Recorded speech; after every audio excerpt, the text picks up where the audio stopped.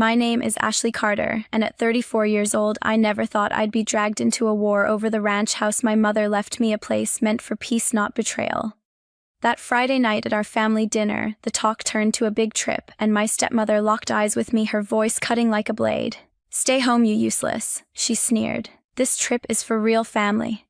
The table froze, but I didn't flinch or argue. I clapped slowly, 3 sharp claps that rang out, stood up, and walked out, leaving their stunned faces behind. They thought I'd just take it like always. Before I get to my story, I want to know what time and what city you're listening in. I'm happy to know how far my story has spread. 2 days later, an email lit up my phone, one my father never meant for me to see. Line by line, their secret plan unfolded, and with every word my chest tightened. It wasn't just about a ranch house in Texas, it was about erasing me. I didn't delete it. I didn't reply. I only smiled because they had no idea what was coming next. Growing up, life felt straightforward and warm. My mother, Heather, was the center of it all, my closest confidant, the one who taught me everything from riding bikes to handling tough days. We spent endless summers at our ranch house in Texas, a property passed down through her family for generations. The wide open fields stretched out under big skies, with the sound of wind rustling through the grass and distant cattle lowing in the background. My father, Brian, was frequently caught up in his accounting work, but when he made time to join us, those moments turned special. We'd grill burgers on the porch or watch sunsets from the hilltop. Everything shifted when I turned 15. Heather got diagnosed with a serious illness, and it progressed fast. In just 7 months, she was gone, leaving a hole that swallowed our world. The ranch house, once full of her laughter, now felt empty and silent. Brian and I stumbled through the grief, barely talking, each trapped in our own sorrow. I'd hide in my room, flipping through old photos of Heather and me on horseback at the ranch, holding on to those images as if they could bring her back. Only 5 months after Heather passed, Brian brought home Kimberly. She was confident, with a sharp way of speaking that always seemed to command the room. "I've been seeing your father," she said at our first awkward dinner together, as if it was the most normal thing. I stared at my plate, pushing food around, the pain still too fresh. But Brian looked a bit brighter, so I tried to accept it. Soon after, Kimberly moved in with her son Ryan, who was 13, then quiet but quick to follow her lead. I made real efforts to make it work. I helped Ryan set up his bike in the garage, showed him how to adjust the seat so he could ride around the neighborhood. We even spent an afternoon throwing a football, and for a moment it felt like we might blend into something resembling family. But Kimberly had different ideas. The exclusion started small but built up. She'd plan outings to the mall with Ryan and leave me out, saying it was just a quick errand. Family game nights happened on evenings. I had my part-time shift at the local bookstore, and when I'd ask why, she'd smile and say, "We didn't want to bother you with your schedule." It got worse over time. Kimberly would whisper with Brian in the kitchen, and when I walked in, they'd switch topics abruptly. Just adult talk, she'd dismiss with a wave. 3 months into dating Brian, they got married in a simple courthouse ceremony. I stood there trying to support him, but inside it felt like Heather was being wiped away. Brian didn't see the shifts happening. When I mentioned feeling left out, he'd sigh and say, "Ashley, give it time. Kimberly's trying to pull us all together. You have to try too." No matter what I did, the gap widened. Kimberly started calling Ryan the kid in conversations, but always addressed me by name like I was some distant relative. The ranch house became my only refuge during those high school years. In her will, Heather had left it specifically to me with full ownership at 25, though Brian had usage rights until then. I believe she knew I'd need that tie to her, a space untouched by the changes at home. The cruelty from Kimberly wasn't always overt. One day I noticed her wearing a silver bracelet that had been Heather's, a simple chain with a small charm Heather wore every day. When I asked about it, Kimberly shrugged and said, "Your father gave it to me. It's just jewelry." But I knew it wasn't. It was one of the few pieces Heather had from her own mother. Another time she redecorated my bedroom without asking, turning it into a guest space with new curtains and removing my old posters. It needed updating, she claimed, as if my things were outdated relics. Those acts chipped away at me. I'd retreat to the ranch house on weekends, driving out to Texas to sit on the porch and remember Heather's stories about the land. Brian seemed blind to it all, always urging me to meet Kimberly halfway. But halfway felt like surrendering everything. As high school ended, I chose a college far away in California, limiting visits to holidays when Kimberly was out of town. My bond with Brian grew. Strained calls were short, surface-level chats about weather or work. By 25, I had my degree and started as a graphic designer in Seattle, building a small portfolio of clients. The ranch house transferred fully to me, but I let Brian handle some upkeep costs since I was just starting out. I thought time might soften things, so I invited him to visit alone, attended Ryan's high school graduation, even helped him pick out dorm supplies for college. It seemed like progress, but deep down the old patterns lingered. The family dinner that Friday shattered any illusion. Kimberly's words were anew, but saying them out loud at the table crossed a line. Walking out, I felt a mix of hurt and resolve. 2 days later, that email confirmed what I'd suspected. They were claiming the ranch as their own. But as I read it, a plan formed. This wasn't ending with me backing down. The distance between me and Dad grew wider every year. Kimberly's subtle exclusions had become a way of life, and I learned to live with it, retreating to the ranch house whenever I could. That Texas property with its sprawling fields and quiet hilltop was my lifeline, a gift Mom had left me in her will to be fully mine at 25. She'd made it clear it was my inheritance, my connection to her, though Dad had usage rights until I came of age. I think she knew I'd need a place to feel whole again. After high school, I moved to California for college, putting as much space as possible between me and Kimberly's control. I studied graphic design, throwing myself into art to fill the void Mom left. By 25, I'd settled in Seattle, building a small studio with clients who love my work, logos, branding, websites. The ranch house officially transferred to me, and I offered to take over taxes and upkeep, but Dad insisted on covering them. "It's fine, Ashley," he'd say. "I've got it handled." I let it go, thinking it was his way of staying connected. Over the years, I tried to mend things with Dad. I invited him to visit me in Seattle, just the two of us, for coffee or a walk by the waterfront. I showed up to Ryan's high school graduation, even helped him pick out a desk for his dorm when he started college. I thought we were making progress, that maybe we could move past the tension of our blended family. But Kimberly's grip never loosened. She'd tag along on visits, steering conversations, or plan family events on days I worked. Ryan, always loyal to her, started calling the ranch house our family spot on social media, posting photos of him riding ATVs there as if I didn't exist. That Sunday after the dinner, when I saw Dad's email about their secret plan to use the ranch house, something snapped. It wasn't just about being left out of a trip. It was about them claiming what was mine, rewriting my history with Mom. I forwarded the email to my best friend Megan, who'd known me since college. "This is beyond low," she texted back. "You need to dig deeper. What else are they hiding?" Her words lit a spark. I called my lawyer Lisa Reynolds, who'd helped me with contracts for my design business. "Ashley, I'll pull the deed and check everything," Lisa said. "Send me that email." By Monday, Lisa had news. The ranch house was undeniably mine, transferred cleanly at 25, just as Mom's will stated, but she'd found something else: court records from 9 years ago when I was 25 and just starting my career. Kimberly had tried to contest the will, claiming the ranch should be a family asset since Dad had paid taxes during my college years. The challenge failed. Mom's will was ironclad, but the fact that Kimberly had gone behind my back without a word to me felt like a punch. Lisa kept digging and called me Tuesday morning. "There's more," she said, her voice tight. "I found correspondence between Kimberly and a real estate broker. She's been inquiring about selling the ranch house recently." I sat at my desk staring at my laptop, trying to process it. Selling my ranch house. The place where Mom taught me to braid wildflowers, where we'd sit under the stars. I asked Lisa to send me everything. That afternoon, a file landed in my inbox from the broker, forwarded by Lisa. It included emails from Kimberly dated just weeks ago, asking for evaluation and listing options. She'd claimed to be the primary caretaker of the property, even attaching a forged document with what looked like my signature, transferring partial ownership to her. My hands shook as I read it. This wasn't just exclusion, it was fraud. Megan came over that evening and we went through the emails together. "She's desperate," Megan pointed out. "Look at the dates, she's been pushing this since last month." We cross-checked online and Megan found a public record showing Kimberly had racked up $60,000 in credit card debt under Dad's business name. That explained the rush to sell. Kimberly needed cash, and my ranch house was her ticket. "She's been playing a long game," Megan said. "Contesting the will years ago. Now this, you can't let her get away with it." I nodded, my mind racing. The ranch wasn't just land. It was Mom's legacy, my anchor. Kimberly wasn't just trying to use it for a vacation. She was trying to steal it entirely. I told Lisa to prepare a legal strategy, something that would stop Kimberly cold. "We can file for a cease and desist and start building a fraud case," Lisa said, "but you'll need more evidence to make it stick."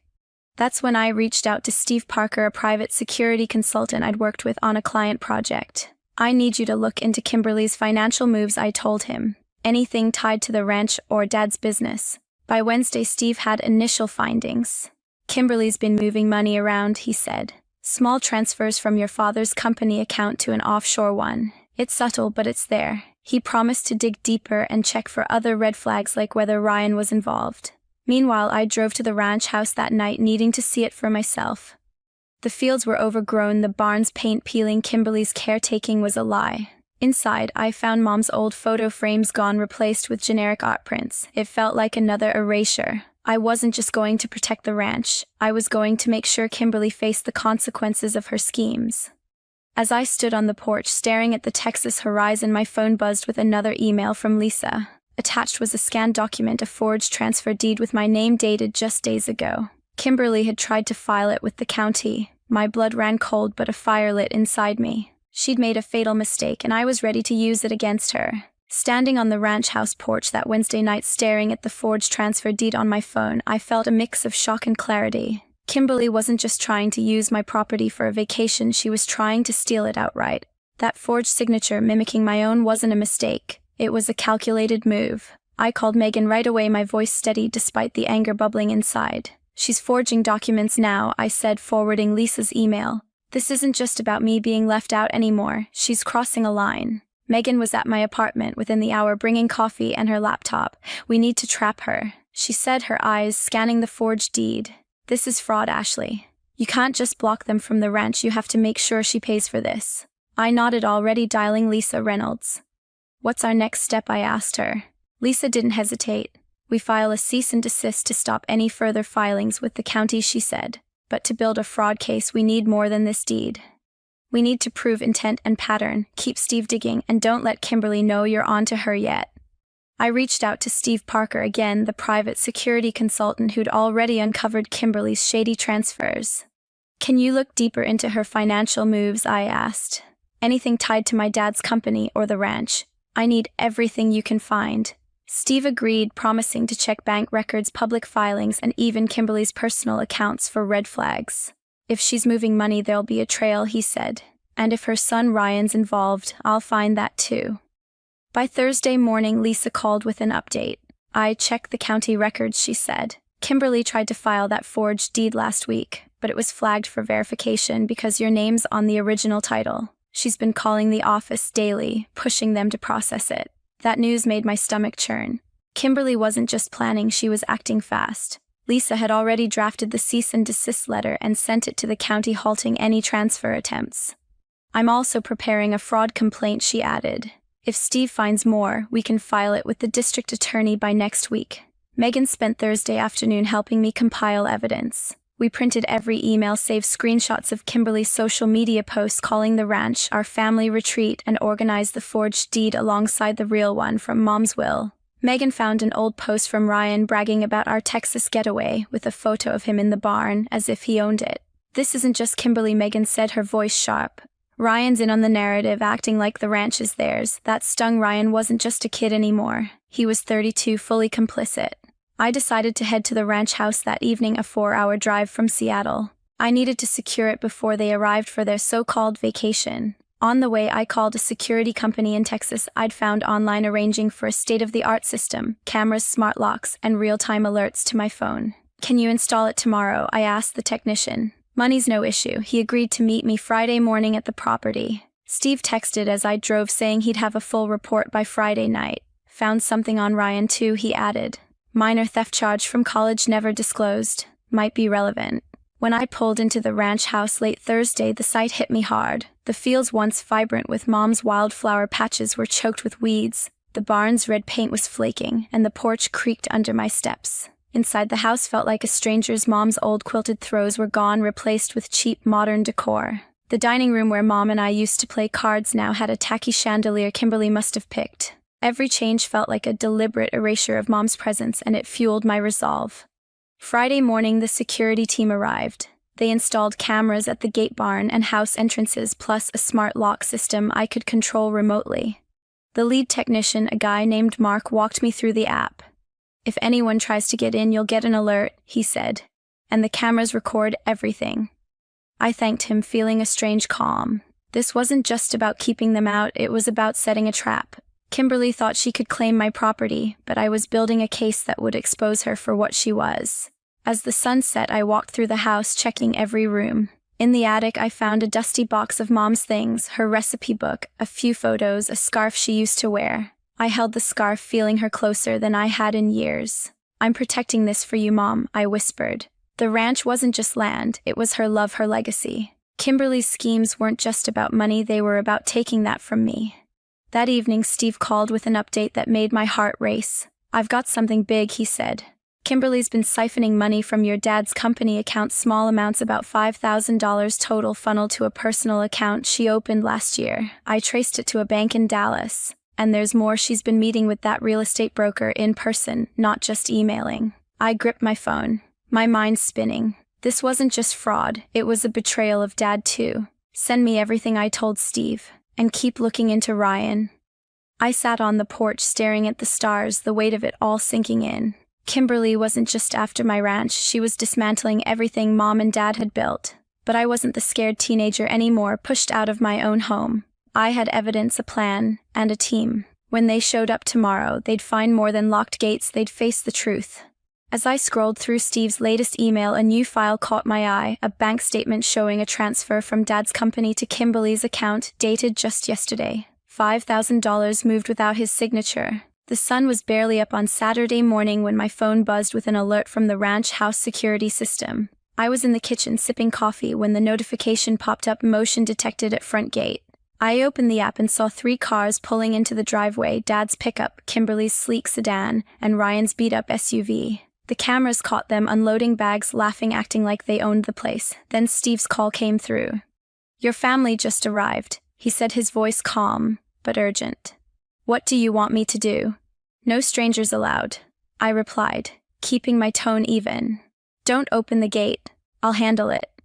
I stepped to the upstairs window, looking down as Dad approached, the gate key in hand. He tried it, frowned, and tried again. The smart lock didn't budge. Kimberly marched over, her face tight with irritation. "Why isn't it working?" she snapped, rattling the gate. Ryan stood behind, arms crossed, looking annoyed but saying nothing. I took a deep breath and opened the window, my heart pounding but my resolve solid. "This is my ranch house," I called down loud enough for the cameras to pick up. "Left to me by my mother. You're not welcome here." Kimberly's head snapped up, her eyes narrowing when she saw me. "Ashley, open this gate right now," she shouted. "This is ridiculous." Dad looked confused, caught off guard. "Ashley, what's going on?" he asked, stepping closer to the gate. Ryan just stared, his jaw tight. I leaned out, keeping my voice steady. "Kimberly told me at dinner this trip was for real family. If I'm not family, you're strangers, and strangers don't get into my home." Kimberly's face flushed red. "This is our family ranch," she yelled. "We've been coming here for years." I shook my head. "No, Kimberly, it's mine. And I have proof you've been trying to steal it." The air went still. Dad's eyes widened and Ryan shifted uncomfortably. I held up my phone, showing the screen, even though they couldn't see it clearly from below. "I have emails forged, documents, and bank records," I said. "Kimberly, you tried to contest Mom's will 9 years ago, claiming the ranch was a family asset. You lost. Then you forged a transfer deed with my signature, trying to file it with the county last week. And that's not all." I paused, letting the weight sink in. "You've been siphoning $5,000 from Dad's company account to a personal one in Dallas. I have the bank statements." Kimberly's mouth opened, then closed, her composure cracking. "That's nonsense," she sputtered. "You're making this up." But Dad turned to her, his face hardening. "Kimberly, what's she talking about?" he asked, his voice low. I didn't stop. "There's more," I said. "Steve, my security consultant, found records of you meeting a real estate broker, not just for evaluation, but for personal meetings at a hotel. Care to explain those?" Kimberly's face went pale and Ryan's eyes darted to her, his silence louder than words. I wasn't done. "Ryan, you're not innocent either," I said, turning to him. "Steve dug up your college theft charge, never disclosed, but it's public record. You've been helping your mom push this family ranch narrative, acting like you own it. That stops now." Ryan's fists clenched, but he didn't speak. Dad looked between us, his expression a mix of shock and betrayal. "Ashley, is this true?" he asked, his voice shaking. "Every word," I said. "I've recorded this conversation, and my lawyer Lisa has everything, emails, deeds, bank records. You're looking at fraud charges, Kimberly, and Ryan, that theft record could haunt you if this goes to court." Kimberly's eyes blazed, but her voice dropped to a venomous hiss. You think you can scare me? Open this gate, or I'll make sure you regret it. She turned to Dad. Brian, tell your daughter to stop this nonsense. We're your family, choose us or you're choosing her. Dad hesitated, his shoulders slumping. I held my breath, hoping for once he'd stand by me, but he looked at Kimberly, then back at me and said, Ashley, let's talk this out. Open the gate.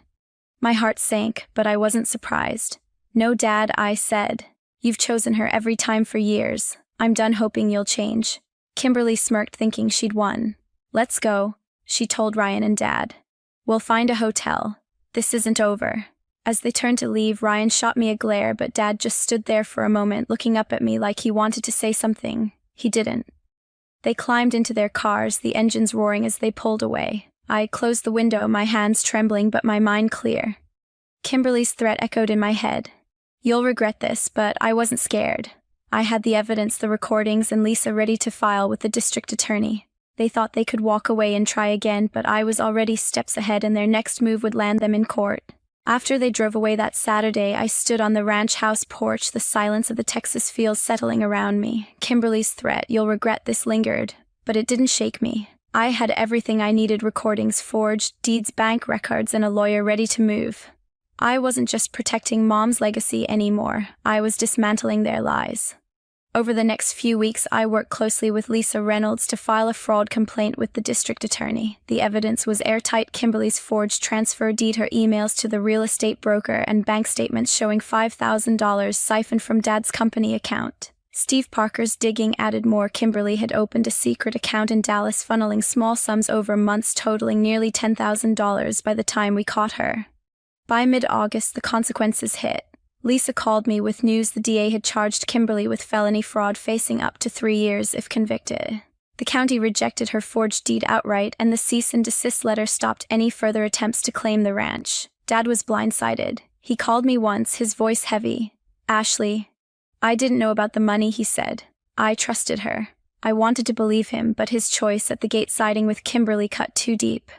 You always trusted her over me, I said quietly. I can't keep waiting for you to see the truth. That was our last call. I haven't heard from him since. Kimberly's schemes unraveled further. Steve uncovered texts between her and the broker confirming an affair that started during their meetings about the ranch. When Dad found out, it broke their marriage. By September, he filed for divorce. Texas law split their assets down the middle, but Kimberly's fraud charges tanked her credibility, and Dad walked away with less than he'd hoped, his company accounts drained by her transfers.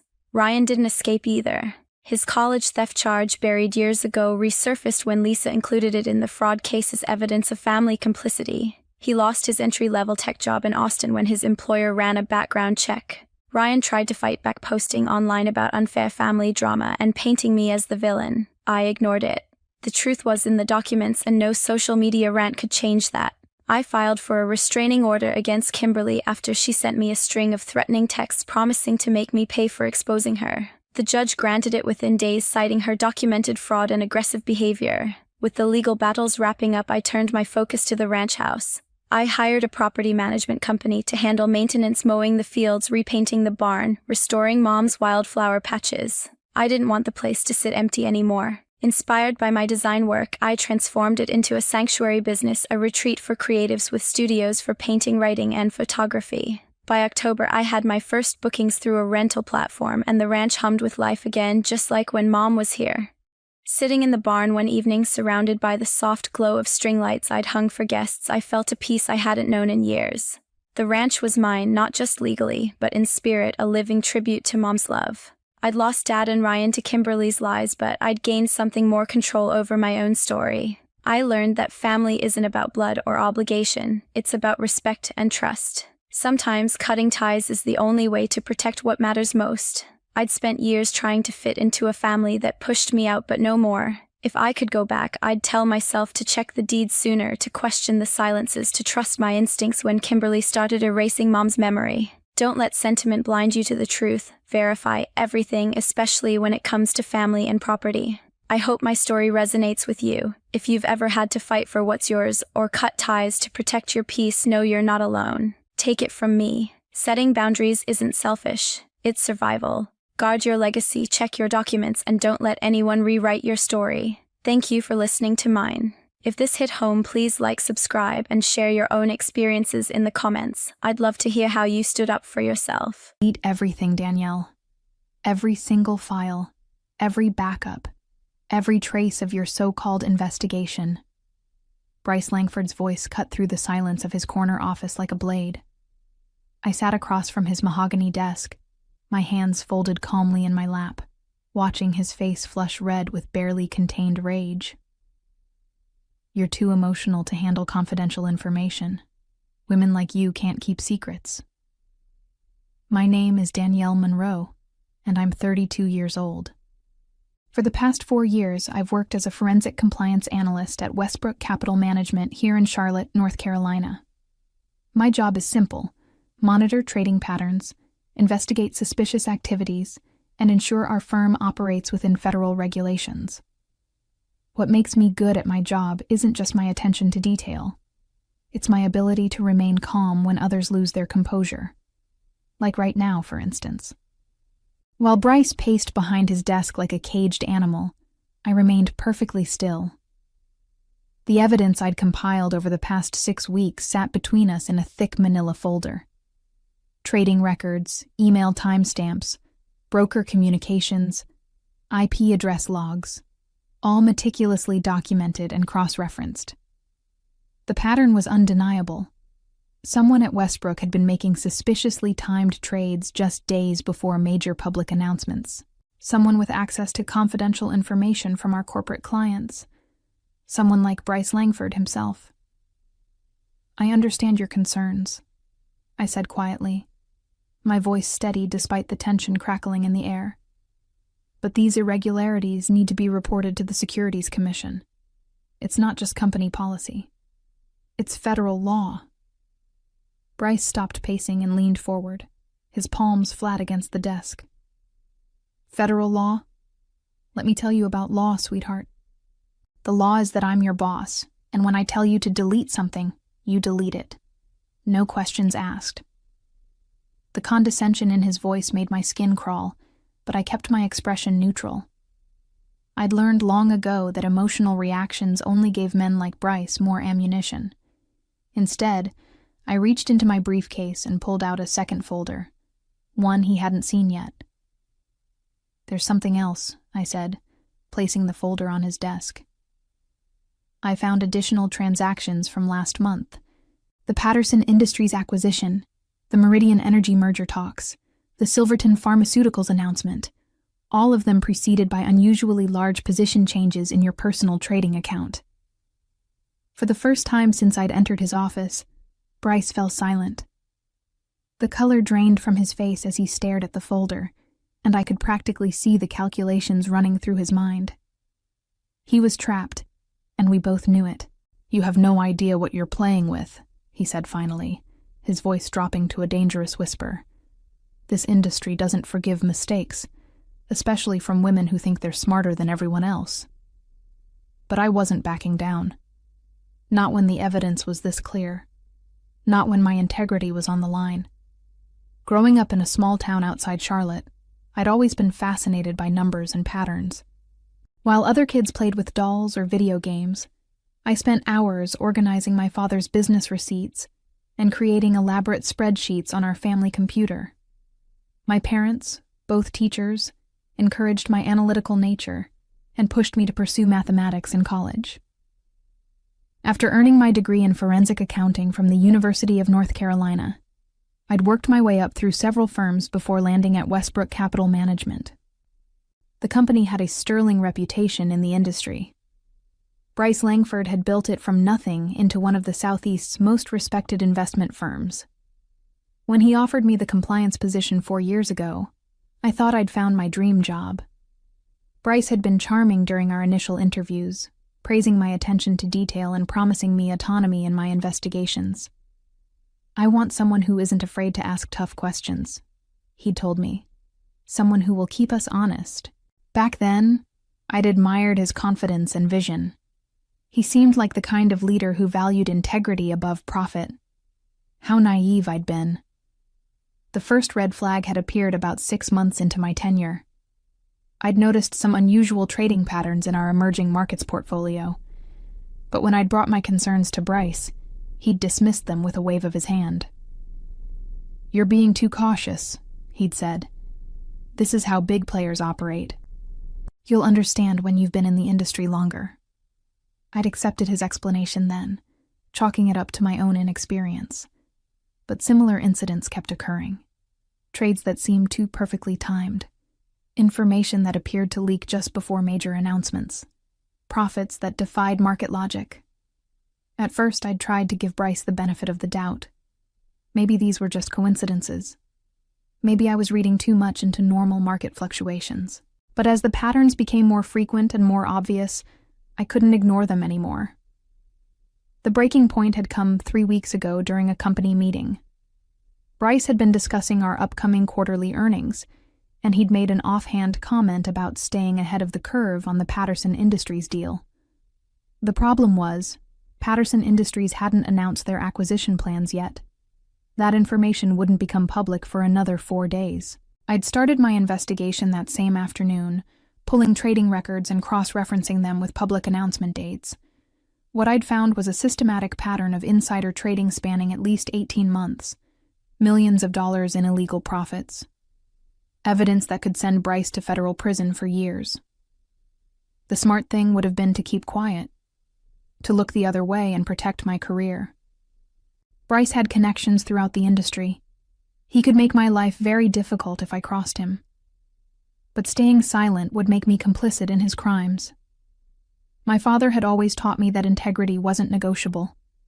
"Do the right thing," he'd say, "even when it's the hard thing." Today, in Bryce's office, I was choosing to do the hard thing. "I need time to think about this," Bryce said, closing the folder without looking at its contents. His voice had lost its earlier aggression, replaced by something that sounded almost like resignation. "Give me the weekend to review everything. We can discuss next steps on Monday." I should have known he was lying. The way his eyes darted toward his computer screen, the nervous drumming of his fingers on the desk, the forced casual tone, all classic signs of deception. But some part of me still wanted to believe that my boss, the man I'd respected for years, would do the right thing when confronted with undeniable evidence. "Of course," I said, standing up from my chair. "I'll keep the files secure over the weekend. We should probably schedule a meeting with legal on Monday morning to discuss proper reporting procedures." Bryce nodded absently, already reaching for his phone. "Yes, legal. Good idea. Have a nice weekend, Danielle." I gathered my things and headed for the door, but something made me pause at the threshold. When I looked back, Bryce was staring at me with an expression I'd never seen before. Cold, calculating, almost predatory. It sent a chill down my spine. "Bryce," I said, "is everything all right?" The mask slipped back into place so quickly I almost thought I'd imagined it. "Everything's fine," he said with a forced smile. "Just thinking about how to handle this situation properly. You know how delicate these matters can be." That weekend, I couldn't shake the feeling that something was wrong. I'd made copies of all the evidence, of course. Keeping backup files was standard procedure in compliance work. But Bryce's reaction had been too calm, too controlled. Men like him didn't usually accept defeat so gracefully. On Sunday evening, I decided to drive past the office. I told myself I was just being paranoid. But as I pulled into the parking garage, I saw Bryce's BMW in its usual spot. The lights were on in his office on the 32nd floor. I sat in my car for 20 minutes, watching that lit window and trying to decide what to do. Finally, I pulled out my phone and called my college roommate, Jessica, who'd become a securities lawyer in Washington. "Jess, it's Danielle. I need some advice," I said when she picked up. "It's almost 10 p.m. on a Sunday," she laughed. "This must be serious." "It is." I told her everything. The trading patterns, the evidence I'd gathered, Bryce's reaction. Jessica listened without interrupting, occasionally asking for clarification on technical details. "You need to report this immediately," she said when I finished. "Don't wait for Monday. Don't give him time to destroy evidence or create alibis. The Securities Commission has a whistleblower hotline that operates 24 hours a day. But what if I'm wrong? What if there's an explanation I haven't considered? Danielle, Jessica's voice was firm. You've been doing this for 4 years. Trust your instincts. And more importantly, trust your evidence. I hung up and stared at that lit office window, knowing my career at Westbrook Capital Management was about to end. Monday morning arrived gray and drizzly, matching my mood as I walked into the Westbrook building for what I suspected might be the last time. I'd spent most of Sunday night copying files to encrypted drives, following Jessica's instructions on proper evidence preservation. Everything was now stored in multiple secure locations, including a safety deposit box at my bank. The elevator ride to the 32nd floor felt longer than usual. When the doors opened, I was surprised to find the hallways unusually quiet. Normally, Monday mornings buzzed with activity as traders prepared for the opening bell, but today felt different. Subdued. I made my way to my office, a small but well-appointed space overlooking the city's financial district. My desk was exactly as I'd left it. Friday evening, computer locked, files secured, family photos arranged neatly beside my monitor. Everything appeared normal, which somehow made me even more nervous. At exactly 9 a.m., my phone rang. Bryce's assistant, Patricia, sounded unusually formal. "Miss Monroe, Mr. Langford would like to see you in his office immediately." "Of course," I said. "I'll be right there." I grabbed my briefcase, which contained copies of all the evidence, and walked down the hall to Bryce's corner office. The door was closed, which was unusual. Bryce prided himself on having an open-door policy. I knocked and waited for his response. "Come in." Bryce was seated behind his desk, but he wasn't alone. A man in an expensive suit sat in one of the visitor chairs, his back to me. When he turned around, I recognized him immediately. Gregory Holt, Westbrook's head of human resources. My stomach dropped. "Danielle, please have a seat," Bryce said, gesturing to the empty chair beside Gregory. His tone was businesslike, almost cold. This was not the man who'd seemed so rattled on Friday afternoon. I sat down carefully, keeping my briefcase close to my side.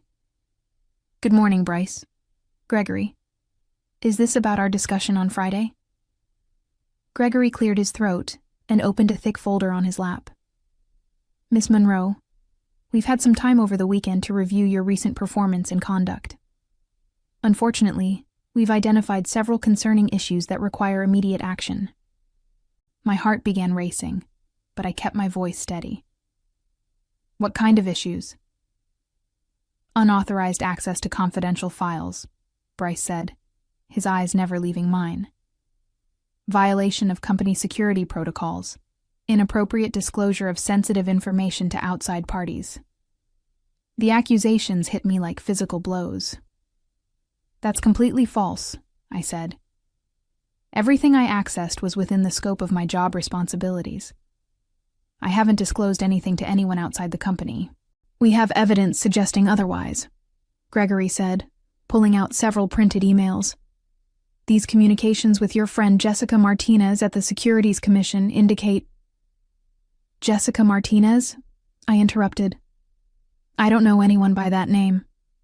My friend Jessica is Jessica Rivers, and she's a private practice attorney, not a government employee." Bryce and Gregory exchanged a meaningful look. I realized they were trying to build a case that I'd been leaking information to federal investigators. The problem with their story was that it wasn't true, and they'd gotten the basic facts wrong. "Regardless," Bryce continued, "your recent behavior has demonstrated a lack of judgment and professionalism that we cannot tolerate. Effective immediately, your employment with Westbrook Capital Management is terminated." The words hung in the air like smoke. I'd expected this, but hearing it still felt like a punch to the gut. 4 years of my life, countless late nights and early mornings, all the trust I'd built with colleagues, gone in an instant. "I see," I said quietly, "and I assume this has nothing to do with the evidence I presented to you on Friday." What evidence? Bryce asked, his expression perfectly innocent. You mean those conspiracy theories you were developing? Danielle, this is exactly what I'm talking about. You've become paranoid and erratic. You're seeing patterns that don't exist. I stood up slowly, my briefcase still clutched in my hand. They thought they were clever, firing me before I could report them. They thought removing me from the building would eliminate the threat. They had no idea that the evidence was already beyond their reach. I'll need to collect my personal items, I said. Security will escort you, Gregory replied. For everyone's safety. As if on cue, 2 uniformed guards appeared in the doorway. I walked between them with my head high, knowing that every employee in the office was watching. Let them look. By the end of the week, they'd understand exactly who the real criminals were. The security escort to my office was humiliating by design. Bryce wanted everyone to see me being marched out like a common thief, hoping to discredit me before word of my allegations could spread. As we walked through the trading floor, conversations stopped mid-sentence. Heads turned. Whispers followed in our wake. I kept my expression neutral, but inside I was cataloging every face that watched my downfall with obvious satisfaction. These people would remember this moment very differently once the truth came out. In my office, I was allowed to pack only personal items under the guards' watchful eyes. Family photos, a small plant, my coffee mug. Innocent objects that told the story of 4 years of my life. The guards inspected everything, making sure I wasn't taking any company property. What about my personal files? I asked one of the guards. I have continuing education certificates and performance reviews in my desk. Nothing leaves this office except what HR specifically approves, he replied. Company policy. I nodded and continued packing.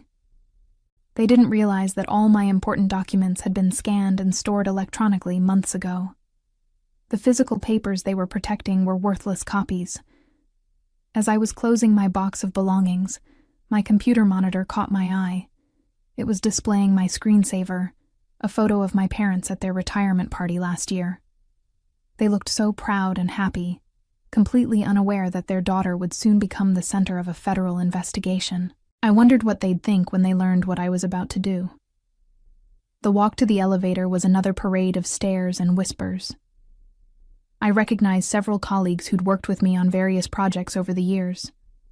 Some looked sympathetic, others curious, a few openly hostile. Human nature in all its complicated glory. In the elevator, one of the guards tried to make small talk. Rough morning, huh? It could be worse, I replied honestly. At least I know I'm doing the right thing. He gave me a strange look, but didn't pursue the conversation. The lobby was mercifully empty except for the receptionist, who avoided eye contact as we passed. Outside, the rain had stopped, and weak sunlight was beginning to break through the clouds. I took it as a good sign.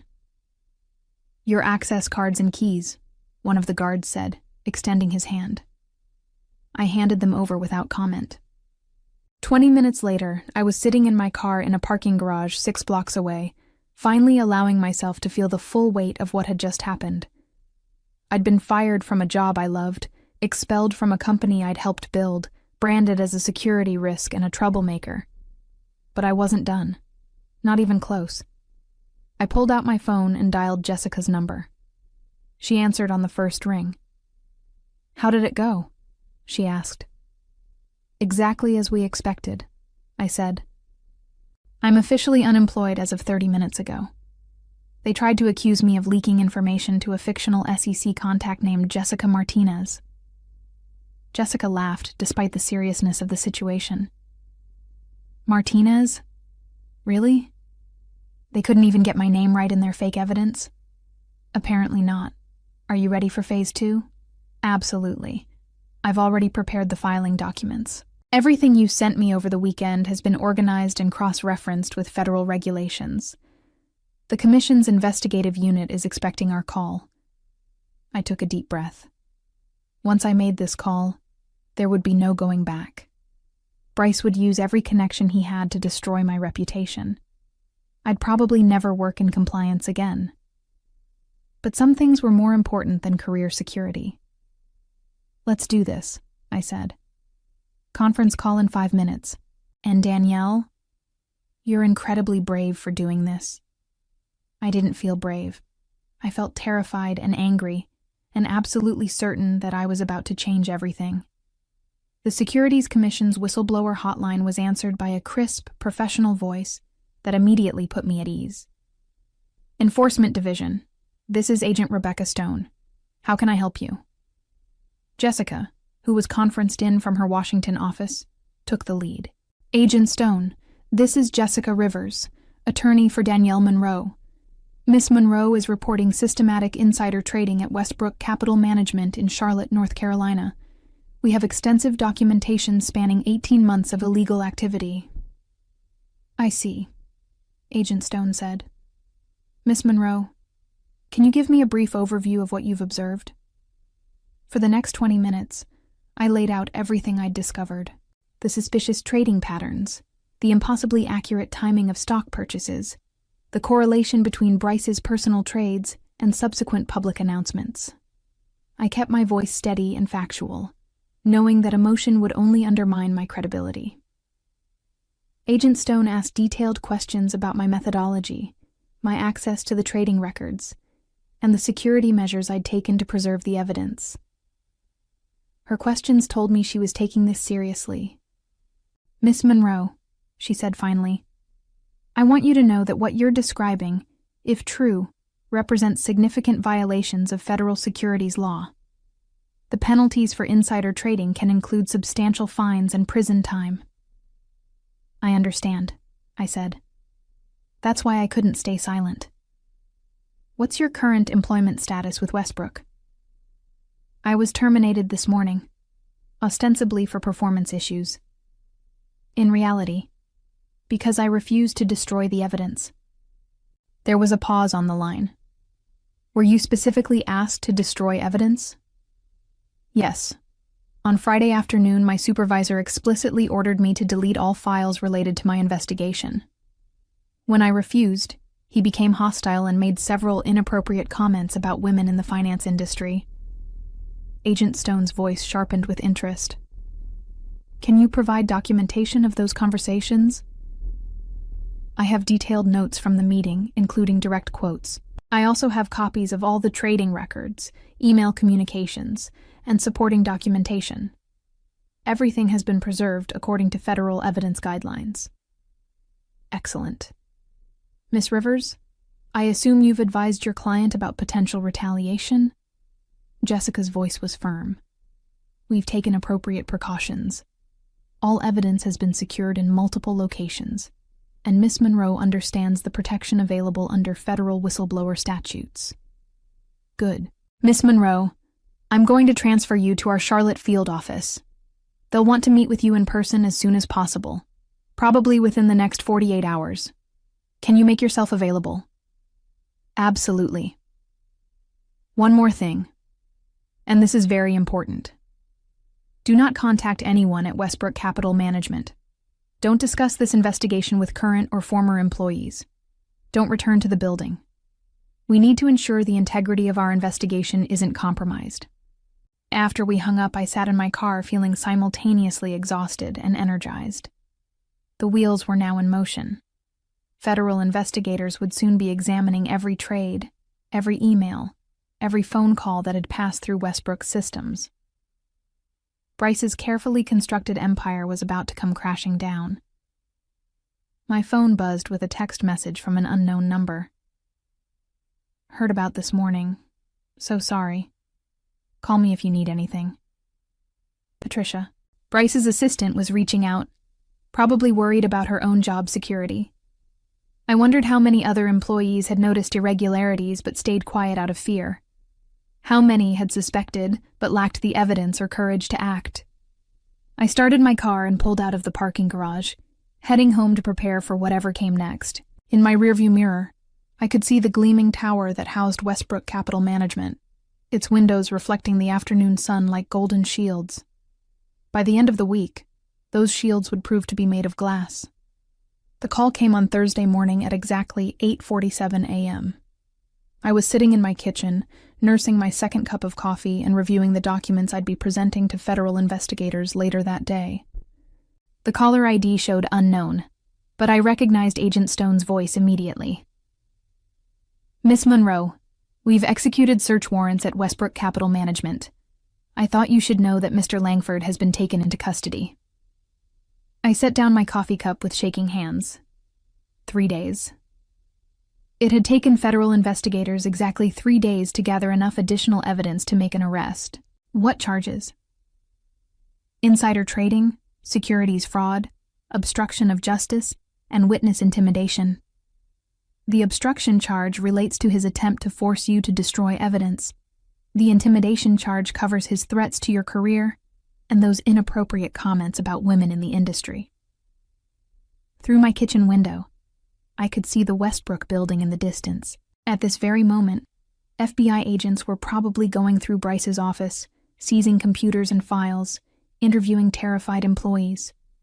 The man who'd built a financial empire through illegal trades was now wearing handcuffs. "Miss Monroe, are you there?" "Yes, sorry. I'm just processing this. There's more. We've frozen approximately $12 million in accounts linked to Mr. Langford's trading activities. The investigation is expanding to include several other firms where he may have accomplices. $12 million. The number was staggering, but it made sense. 18 months of insider trading, leveraged with borrowed capital, compounding illegal gains month after month. Bryce hadn't just been breaking the law, he'd been building a criminal enterprise. What happens next? The investigation continues. We'll need your formal testimony for the grand jury, probably within the next 2 weeks. Ms. Rivers can help you prepare for that process. After I hung up, I walked to my window and stared at the Westbrook building. Somewhere in that glass tower, employees were discovering that their respected managing director was actually a federal criminal. Clients were learning that their trusted advisor had been using their confidential information to enrich himself. The reputation Bryce had spent years building was disintegrating in real time. I thought about all the times he'd condescended to me, all the comments about women being too emotional for high-stakes finance. He'd fired me thinking I was just another disposable employee who could be silenced and discredited. He'd been catastrophically wrong. The news broke at 2 p.m. that same afternoon. "Prominent Charlotte investment manager arrested in federal insider trading scheme," read the headline on the Charlotte Observer's website. Within hours, the story had been picked up by the Wall Street Journal, Bloomberg, and every major financial news outlet. I watched the coverage from my living room, feeling surreal as reporters discussed the case I'd helped build. They interviewed former SEC officials about the significance of the charges, legal experts about potential sentences, and industry analysts about the impact on Westbrook's clients. "This appears to be one of the most systematic insider trading schemes the Commission has uncovered in recent years," one expert told a CNN reporter. "The preliminary evidence suggests profits in the tens of millions over an extended period." My phone had been ringing constantly since the news broke. Former colleagues, friends from college, reporters who'd somehow gotten my number. I ignored them all except for one call from my parents. "Danielle, we just saw the news," my mother said, her voice tight with worry. "Are you safe? Are you involved in this somehow?" I explained what I could without compromising the ongoing investigation. My parents listened in stunned silence as I described Bryce's illegal activities and my decision to report them. "We're so proud of you," my father said finally. "It must have been terrifying to stand up to someone with that much power." "It was," I admitted. "But staying silent would have made me complicit in his crimes." "Your father always said integrity isn't negotiable," my mother added. "I'm glad you remembered that." At 6 p.m., the local news ran a story about Westbrook's clients rushing to withdraw their investments. The stock market had already responded, with financial sector stocks dropping across the board as investors worried about the broader implications of the scandal. By evening, Westbrook Capital Management had suspended all trading activities, and hired a crisis management firm. The company Bryce had built was collapsing as rapidly as his criminal scheme had been exposed. I felt no satisfaction in watching the firm's destruction. Too many innocent employees would lose their jobs. But I felt vindicated knowing that justice was finally being served. Tomorrow, the real work would begin as federal prosecutors built their case, and I prepared to testify about everything I'd witnessed. 6 months later, I was sitting in a conference room at Thornfield Legal Partners, one of Charlotte's most prestigious law firms. The morning sun streamed through floor-to-ceiling windows as I reviewed the final terms of my new employment contract. Bryce Langford had been sentenced to 8 years in federal prison and ordered to pay $14 million in restitution. His co-conspirators at 3 other firms had received similar sentences. The Westbrook investigation had grown into the largest insider trading case in the Southeast's history. Director of Forensic Compliance, I said, reading my new title aloud. I like the sound of that. Margaret Thornfield, the firm's founding partner, smiled across the table. You've earned it. What you did took tremendous courage, and frankly, the industry needs more people like you in positions of authority. My new role would involve overseeing compliance across multiple hedge funds and investment firms, implementing the kind of monitoring systems that could have caught Bryce's scheme much earlier. I'd also be working with federal regulators to develop new industry standards. The irony wasn't lost on me that Bryce's attempt to silence me had actually amplified my voice. His criminal behavior had made me one of the most sought-after compliance experts in the country. As I signed the contract, I thought about the young woman who'd walked into Westbrook 4 years ago, eager to please and afraid to make waves. That woman was gone, replaced by someone who understood that doing the right thing sometimes meant risking everything. My phone buzzed with a text from Jessica. Saw the announcement about your new job. Congratulations. You've officially made the transition from whistleblower to industry reformer. I smiled and typed back. Thanks. Ready to change this industry from the inside out. The truth was, I was more than ready. I was determined to ensure that what happened at Westbrook could never happen again, and I finally had the platform and authority to make that vision a reality. Sometimes the best revenge is simply refusing to let the bad guys win.